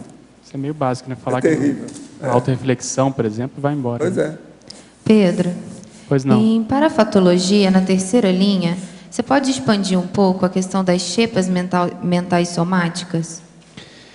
Sim, a ideia que a gente quis trazer aqui é que esse acesso à central extrafísica da verdade, qualquer central, vai depender muito do gabarito, mas que por parte das centrais isso está assim available, né? Está disponível, basta a pessoa se esforçar e se concentrar. Então isso faz um contraponto com aquela pessoa que está defendendo muito uma determinada ideia. Eu não sei se você estava aqui, acho que já tem um tempo, eu posso comentar, mas a gente já viu aqui algumas manifestações de pessoas defendendo determinada ideia, como se aquela ideia fosse da própria pessoa. Então aconteceu de um colega, por exemplo, traduzir um livrinho acerca daquela especialidade, daquele tema, daquela ideia, e a pessoa que se considerava dona, ela praticamente surtou. Ela ficou muito, vamos dizer assim, indignada, porque aquele outro pesquisador fez essa tradução. Era um livrinho bem pequenininho, praticamente um folheto. Então a pessoa se considerava dona daquela especialidade e não deixava ninguém, vamos dizer assim, chegar perto, entende? Então isso nós temos que evitar. Quanto mais tiver ou houver, né, pessoas dando a sua contribuição, a sua visão, seja até para meter o pau, melhor para o processo de ciência. E a central extrafísica, ela está sobrepairando isso tudo. Ela vai ajudar quem tiver mais assim sintonia para poder captar essas verpons, seja lá em que linha for, né, em que especialidade for. Então eu, particularmente, estou tentando fazer esforço para abrir mais, ou expandir mais a minha manifestação, pelo menos os meus estudos, e não ficar só em determinada especialidade, porque eu vejo que isso ajuda muito na manifestação para você poder fazer assistência para pessoas de modo diferente.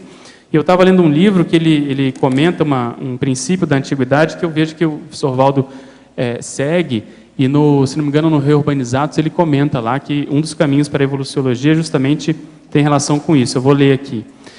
Ele comenta o seguinte: o ideal clássico, anunciado inclusive por Platão e retomado depois na Renascença, é de um pouco de saber sobre tudo, quer dizer, você ser alguém em cada coisa e ninguém em nenhuma, porque aí com isso você dilui o processo do ego.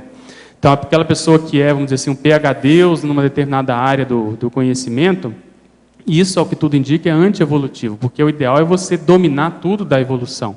Então, os serenões, eles estão mais próximos da tudologia de fato. Por isso estão deixando esse planeta.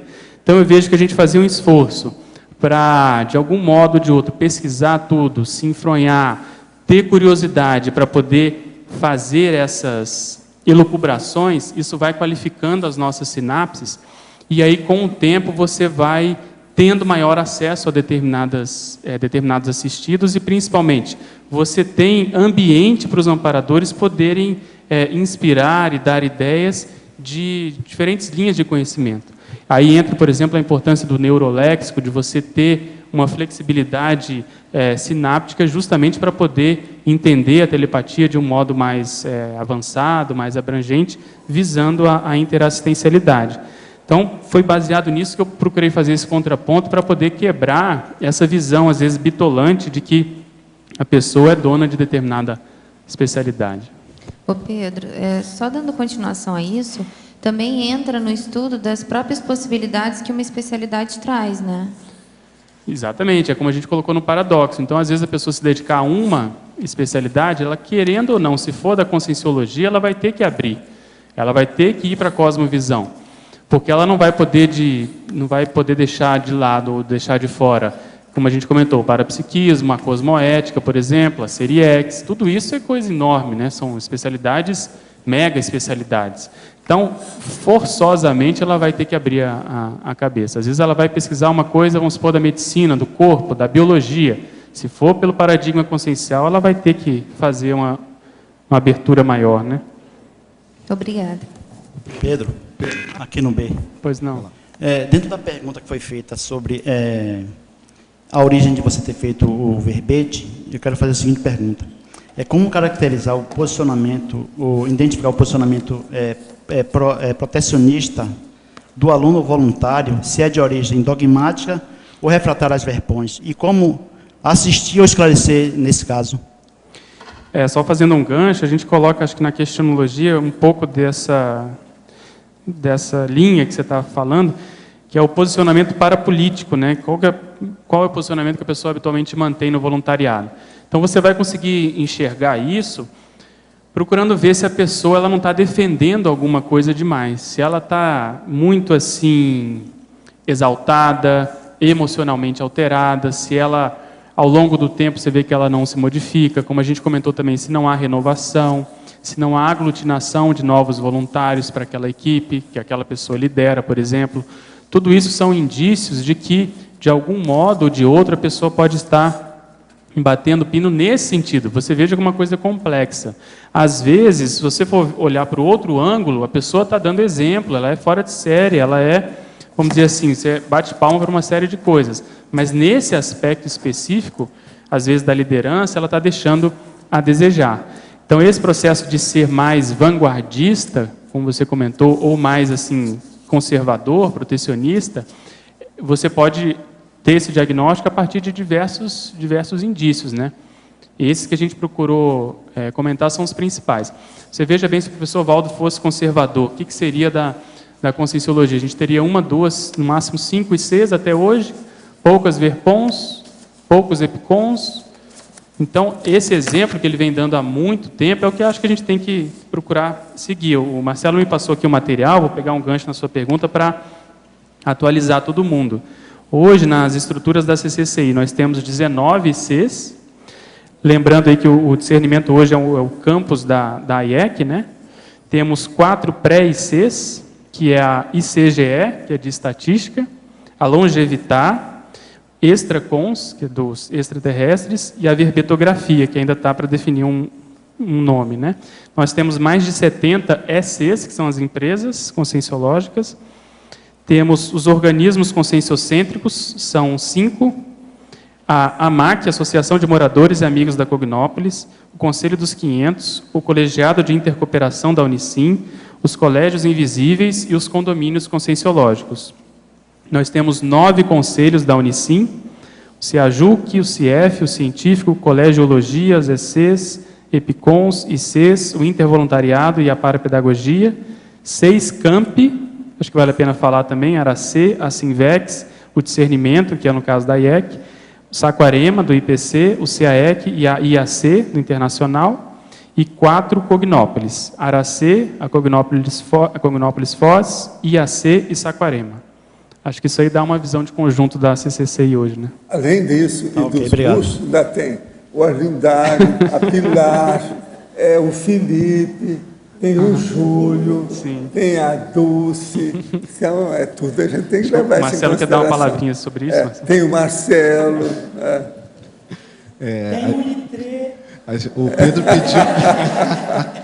O Pedro pediu essa lista, mas não sabia que era tão rápido assim, né? Quando eu vi ele estava defendendo o verbete, eu falei, imprimir e levar lá para ele a listagem de itens. Mas eu tinha uma sugestão, Pedro, na fatologia para fazer, que seria, talvez você inserir a consulta ao parecer da Unicim sobre conflitos de interesse. Eu li esse parecer. Porque aí ele dá, assim, uma profilaxia. Hoje a gente já tem pessoas que elas ficam com dúvidas se o trabalho que ela vai fazer ou que ela está fazendo gera algum conflito, ela entra em contato com a Unicim, eu poderia ver esse parecer, ou entra no site que está disponível. Né? Eu li esse parecer, está bem exaustivo, está bem bacana mesmo, boa lembrança.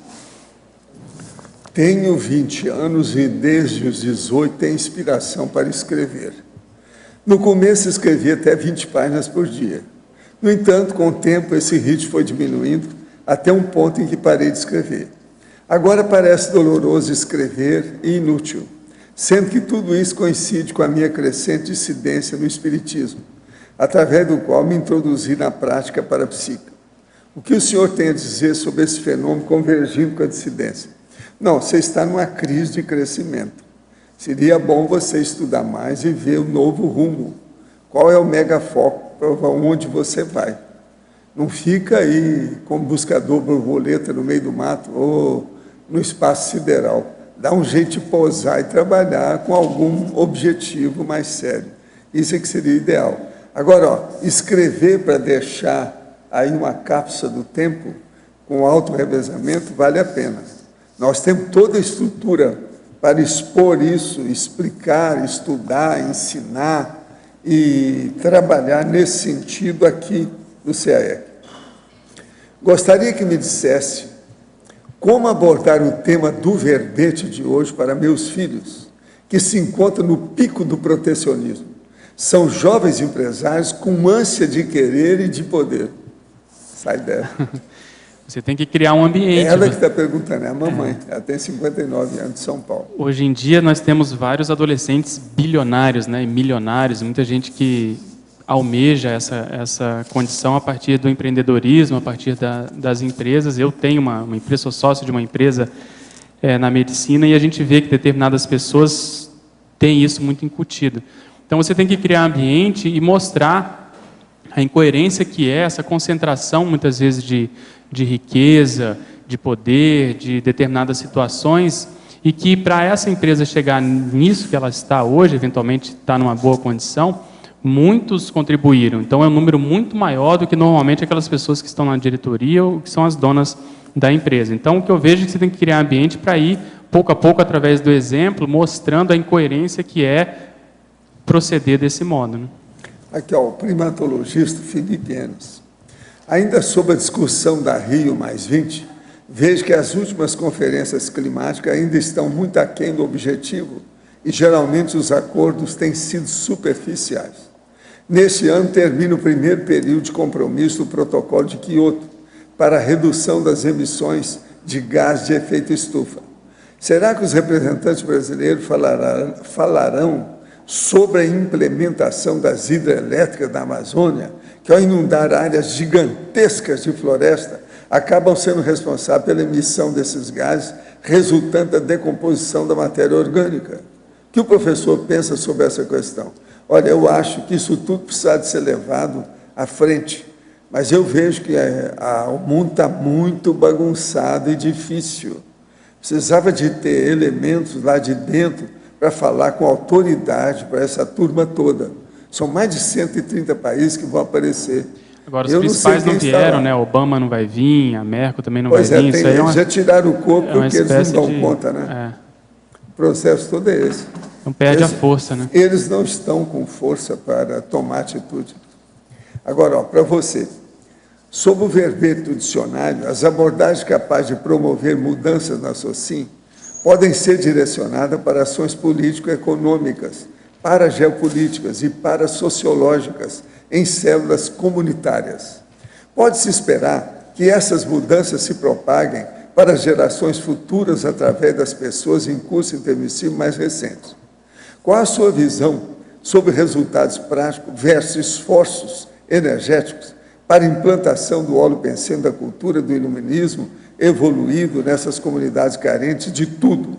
Olha, nós estamos fazendo aí o que nós podemos, é isso aí que você deu um Eu acho, nós estamos fazendo a nossa... Não dá para você querer abarcar tudo, você tem que priorizar a tarefa do esclarecimento, no caso, né? O que nós estamos tentando fazer através das ICs. A gente até comenta aqui dos efeitos serexológicos desencadeados pela manutenção dessas ICs. Quem perguntou isso agora é o Carlos Sprenger, lá de Florianópolis. Então eu vejo que isso aí, ao longo do tempo, vai chamar atenção, né? Sociologicamente, a gente vai acabar chamando atenção e vai servir de exemplo para isso ser replicado em outras situações e locais. Né? Agora aqui, poderia explicar a relação da síndrome do hiperconsumismo com o verbete? A relação é total, né? Tanto que muitas leituras que eu fiz para defender o verbete síndrome do hiperconsumismo, as principais a gente colocou na bibliografia, que é a antipodia dessa situação, né? O capitalismo selvagem, a condição de, muitas vezes, só visar o lucro, eles consideram que chega num determinado montante que a pessoa já ganhou, determinada quantia de dinheiro, aquilo é igual a cocaína no cérebro, funciona igual a cocaína, a pessoa quer sempre mais. Então, ela passa por cima de todo mundo, ela abre mão dos valores, ele vende a mãe, a família toda, se ele puder ter mais dinheiro. Isso porque eles já normalmente são bilionários. Então, se a gente puder fazer a contraparte, fazer a antipodia disso, é o ideal, porque justamente nós estamos convivendo na SOCIM, a gente tem que estudar essa realidade, que é o que justamente levou o mundo nessa crise que tem hoje. Os países mais ricos estão passando pelo que estão justamente em função dessa ganância, e aí a gente pode fazer esse contraponto a partir disso. O professor Valdo já comentou, até coloquei aqui na remissiologia, sobre o nosso papel na constituição do Estado Mundial. Então, vale a pena ler esse verbete proto-Estado Mundial, que é a nossa intenção aqui, funcionar como se fosse, pelo menos, um esboço, uma amostra, uma situação inicial disso que vai ser a nossa realidade daqui a alguns séculos ou milênios mais para frente. Mas eu vejo que nós temos que fazer o que está mais próximo, né? Mais a nossa mão mesmo. Pedro. Pois não. Em tecnologia, eu gostaria que você detalhasse mais, expandisse aí as técnicas de administração conscienciológica. Eu até pego um gancho e tem uma bibliografia específica. Eu tirei vários artigos que eu li sobre a primeira jornada, né, de administração conscienciológica. Não sei se já teve mais de uma, mas eu tive acesso a esse material. Tem muitas ideias interessantes. Mas assim, o que funciona, o que eu vejo funcionar, é você valorizar os trafores da pessoa, independente de qualquer coisa. Você tentar fazer essa discriminação, essa conscienciometria, e você pensar aquele trafora e dar oportunidade para a pessoa. Antigamente se falava muito na técnica da chapa quente, quer dizer, a própria pessoa às vezes não enxergou esse trafor, mas quem está ali mais experiente, quem é às vezes líder, já reconhece que aquela pessoa tem aquele potencial, e dá um trabalho para ela fazer. Coloca ela num ensejo, num contexto, nessa chapa quente, para que ali ela se vire e aquilo acabe acontecendo. Outra coisa também é isso que o Marcelo falou muito aqui, o processo do parapsiquismo. Então, esse é totalmente o nosso diferencial com relação à ciência convencional. Então, muitas vezes você vê que aquele voluntário ele tem, muitas vezes, amparo, ele veio com curso intermissivo específico, ele tem, às vezes, uma retrosenha naquela área. Então, você tendo isso em mente, pelo menos, você dá uma abertura para os amparadores poderem inspirar e você fazer esse acolhimento dessa pessoa. Então, você pautar a administração justamente na teática do paradigma consciencial, eu vejo que é a situação mais crítica. E o que vale muito também é a lógica, o discernimento, o argumento. Muitas teorias, muitas vezes, aquilo que está no papel, principalmente na administração, na prática, elas não funcionam. A gente já tem know-how para dizer que aquilo não funciona, pelo menos na nossa realidade. Recentemente, até, a gente teve consultores externos aqui para nos ajudar com relação à governança corporativa, eles nos ajudaram, mas aquilo que eles pretendiam, até onde eu acompanhei, pelo menos não deu, pelo menos para implantar aqui, porque justamente a nossa dinâmica ela é diferente daquilo que eles têm experiência na SOCIM, na sociedade humana. Então, eu vejo que é mais ou menos isso, é você respeitar ali, não é porque a pessoa é nova, por exemplo, não é porque ela é um inversor ou inversora, que você vai desconsiderar, que é o que acontece normalmente nas empresas convencionais. Às vezes, aquela pessoa tem muito mais gabarito, né, do que nós que estamos aqui há mais tempo, por exemplo. Para Pedro, enfim, acho que é um processo paradigma mesmo na prática. Aproveitando essa questão, então, hoje a gente não tem um modelo de governança administrativa, digamos assim, ideal, que a gente aplique às ICs ou possa aplicar para empresas que a gente queira até ter na SOCIM? Não, por exemplo, até pensando se a gente tem algum modelo que pode ser emulado a partir das comunidades extrafísicas, ou se realmente nesse ambiente o que a gente tenta se organizar aqui não se aplica. O que a gente já tem muito know-how, acho que vale a pena você ler os estatutos das ICs e ver tudo que envolve colegiado gestor, que é essa horizontalidade nas decisões mais críticas das empresas, sabe? No caso das instituições conscienciocêntricas. Só que o problema na sociedade convencional é o processo do ganho de capital, né? O processo daquelas pessoas que estão ali para fazer essa gestão, para fazer com que a empresa ganhe cada vez mais, e tem-se a desculpa de que se a empresa não está ganhando, ela já está numa, vamos dizer assim, numa decadência, né? Numa linha descendente, então isso se visa cada vez mais o processo do lucro. Então, você mudar o paradigma, vamos dizer assim, da administração convencional, eu acho que, ao invés da gente ir por aí, a gente vai ter que ir primeiro pelo processo da pedagogia, da educação do paradigma consciencial, para que elas percebam o papel delas na condição de consciência, para depois a gente poder, vamos dizer assim, abarcar esse paradigma mais administrativo mesmo. Pelo menos é uma estratégia que eu vejo que ela é possível, ela vai assim, por baixo, de baixo para cima, você vai como quem não quer nada, e aos poucos você vai conseguindo transformar determinadas empresas, né? Entende? Do que simplesmente propor uma mudança em termos de paradigma administrativo, de cara, assim. É porque às vezes eu vejo um paradoxo, porque muitas vezes a gente tem que trabalhar em empresas que seguem um Lopensene muito diferente do que a gente vivencia aqui, e trazer essa prática, ou fazer essa TARES, ou esse trabalho mais de base, exige uma certa dedicação também.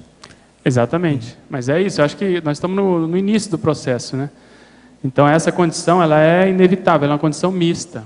O que algumas pessoas estão tentando fazer é através de empresas conscienciocêntricas ou conscienciológicas, para justamente tentar ter sinapses e ver como que se pode criar uma situação dessa que você está pedindo, que é um modelo novo de gestão baseado, de fato, no paradigma consciencial, porque existem empresas que têm conscienciólogos, mas elas seguem os trâmites convencionais. Existem aquelas que já tentaram, até onde eu sei, estão tentando implantar de fato a condição do paradigma consciencial.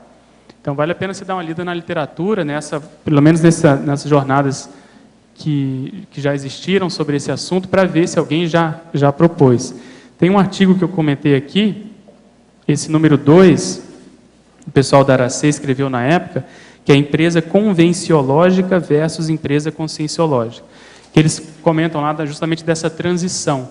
Então vale a pena você dar uma olhada para ver se te dá uma ideia. Mas eu acho que é uma coisa ainda para, pelo menos, médio e longo prazo. Pedro, na página 28, na sindromologia, na terceira linha, a síndrome da subestimação consciencial. Sim, eu comentei isso aqui, tem relação com isso que eu acabei de falar, que normalmente é um paradoxo, às vezes outra pessoa enxerga mais trafores na gente do que a gente mesmo, porque justamente a gente está nessa síndrome da subestimação. E no processo de ICs, de modo geral, ao dar oportunidade para uma pessoa itinerar, dar aula, assumir um determinado cargo, qualquer condição, você muitas vezes está confiando naquele trafor e ajuda a pessoa a sair dessa condição.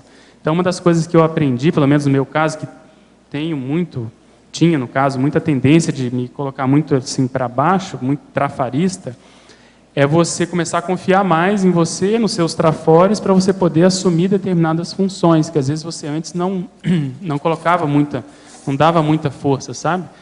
E até a própria vida me ensinou isso, porque no Instituto eu já comentei aqui, eu tive que assumir a coordenação da Unidade Brasília, no caso, muito assim, não no tapa, porque a pessoa levantou um dia e se despediu e praticamente foi embora.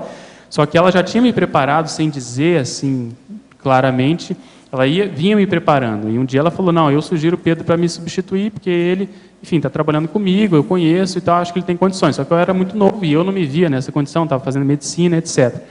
Então, às vezes, essa visão da pessoa mais experiente, a gente tem que olhar com calma e registrar, porque às vezes a gente está naquele ponto cego, a gente não, por vários mecanismos de defesa, trafalho, seja lá o que for, a gente não considera aquilo.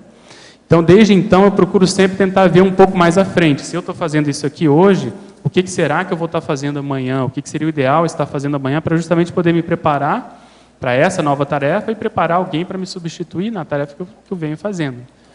Mas eu reconheço que não é simples, mas pelo menos você tendo esse exercício, acho que já ajuda. Comente mais sobre um livro que consta na bibliografia do verbete, Consumido.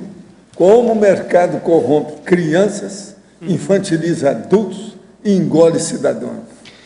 Esse é um livro que é considerado, nessa área, um dos clássicos. Esse pesquisador, Benjamin Barber, é vamos dizer assim, um papa aí no assunto, que vem pesquisando muito, esse é um dos mais antigos, e ele comenta justamente essa condição do capitalismo selvagem, no caso de voltar muitas campanhas de marketing, de merchandising, de propaganda, já para públicos cada vez, vamos dizer assim, num leque cada vez maior.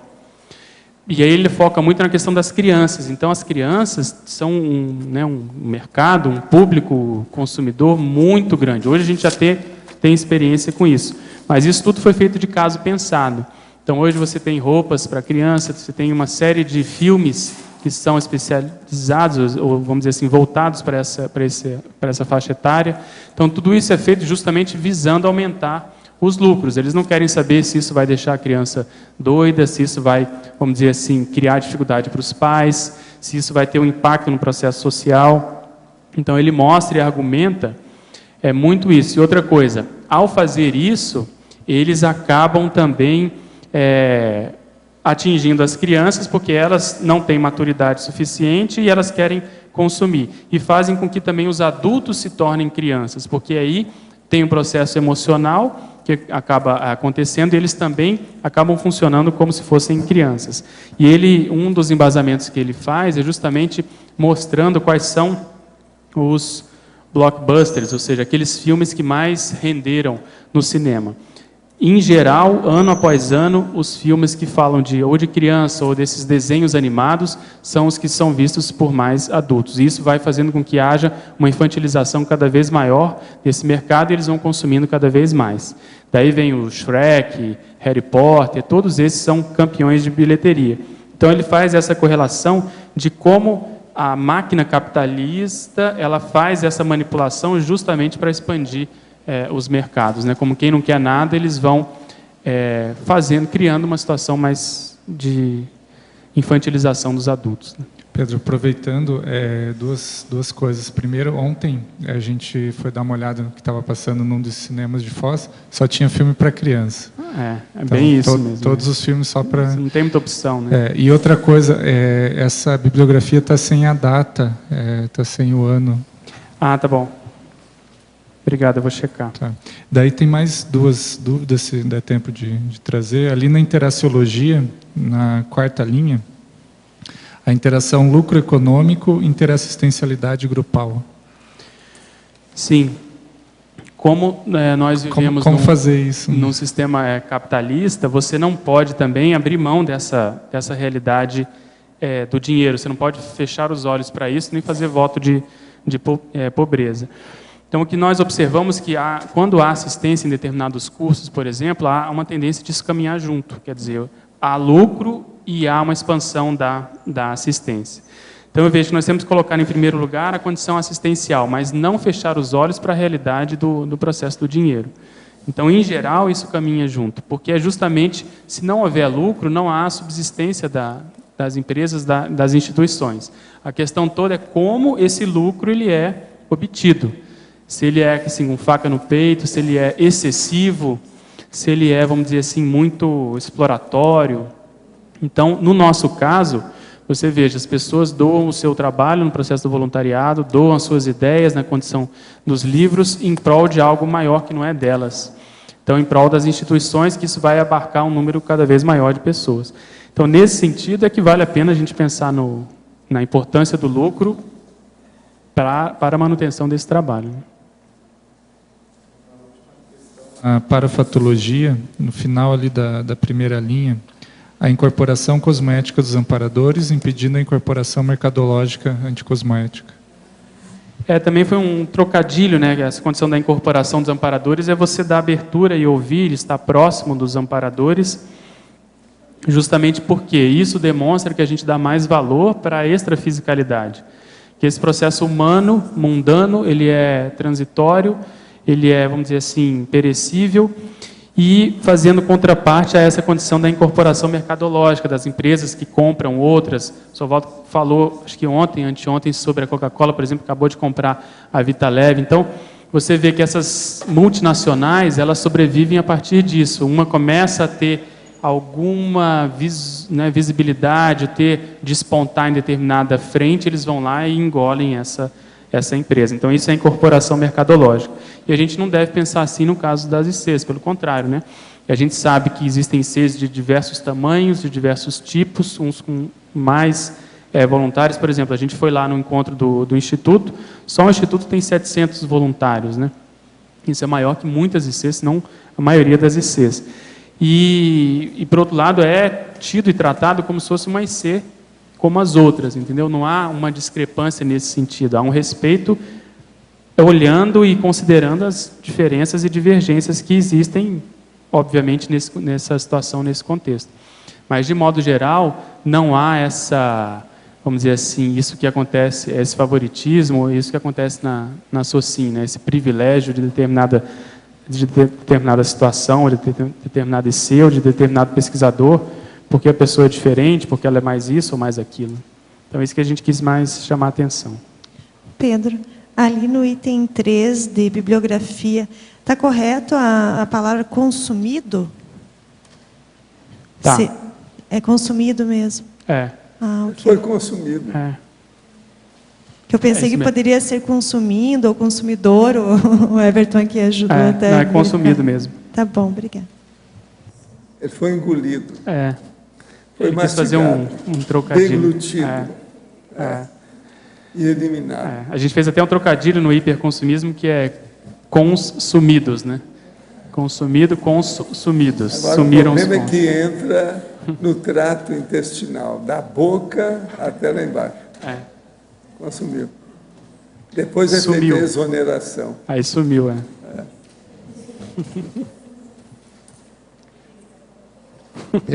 Pedro, aqui no B. Pois não. Em sinergismologia, tem o sinergismo evolutivo da interdesassedialidade. Como que é esse mecanismo? Veja, isso aí, a própria convivialidade, ela predispõe a essa situação.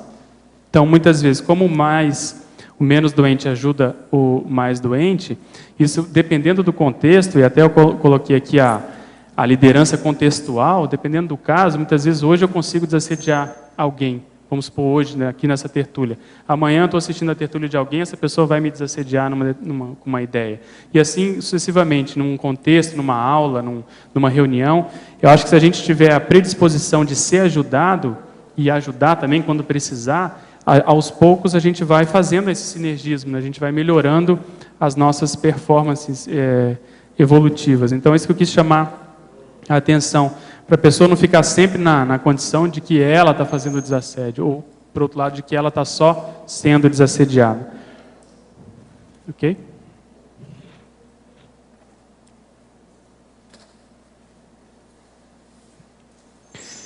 Agora, Valdo, tinha uma pergunta aqui sobre a verbete do dicionário. Ontem o Rousseau estava aí.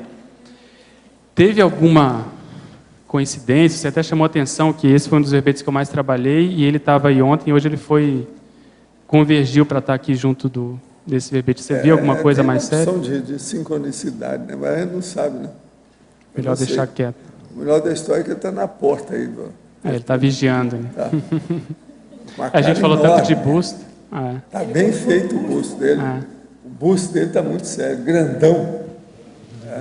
É um dos primeiros. Né? Domingo, no PAI, a gente vai ter aula de iluminismo. A professora vai ser a Viviane. Ah, é? De iluminismo? Vai ser aula do iluminismo. Coincidência também, está na onda, né? Muito legal. Tá russo.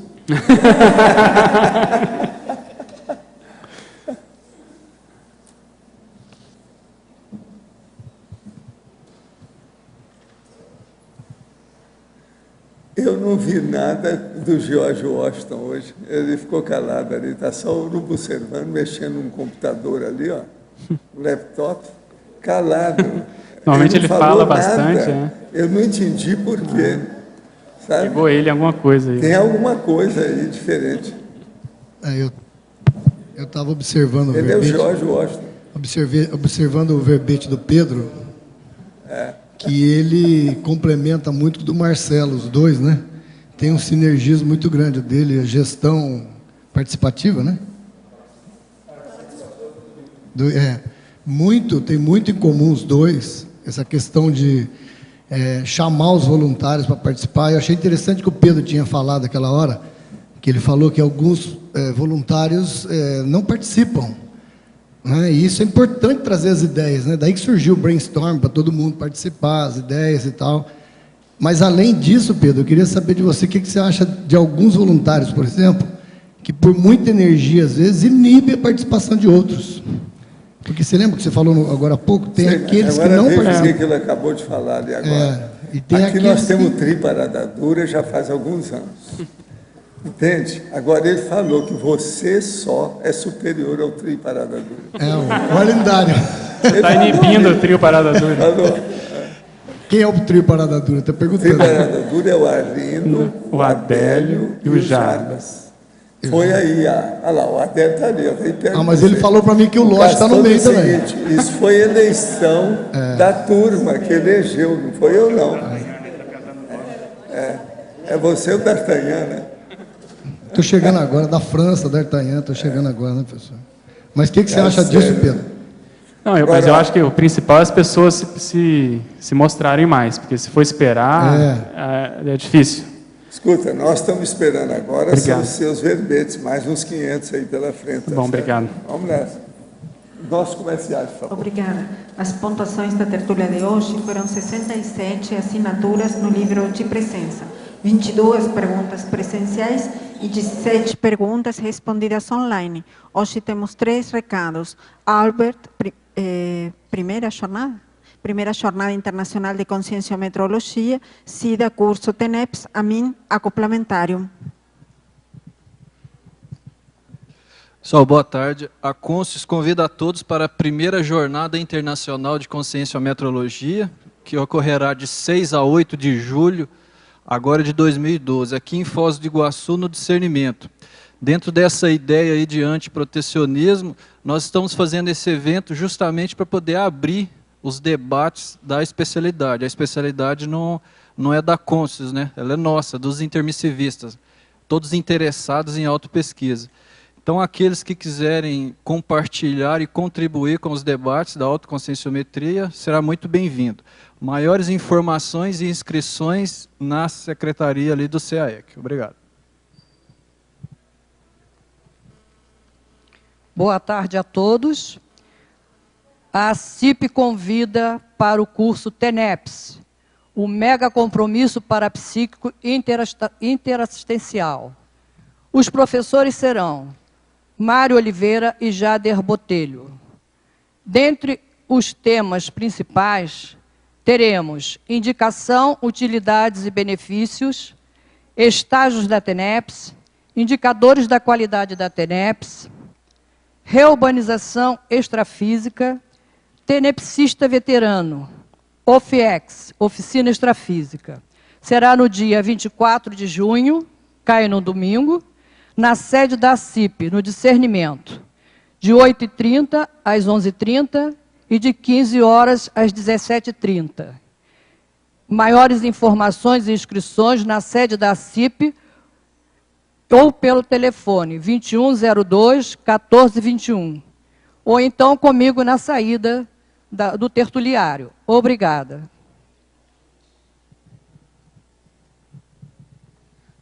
Boa tarde a todos. O próximo acoplamentário vai acontecer neste final de semana, dias 15, 16 e 17 de junho. O tema desse acoplamentário vai ser ectoplasmia. Os epicons vão ser Frederico Ganem, Pedro Fernandes e Everaldo Bergonzini. Então, quem tiver interesse no tema ectoplasmia, pode fazer a inscrição procurando a recepção do CAEC, o telefone 3525-2652, o prefixo 45. Obrigado. O verbete da manhã é bioenergotaxonomia, especialidade energossomatologia. Autor, professor Roberto Laime. Obrigada e boa tarde a todos.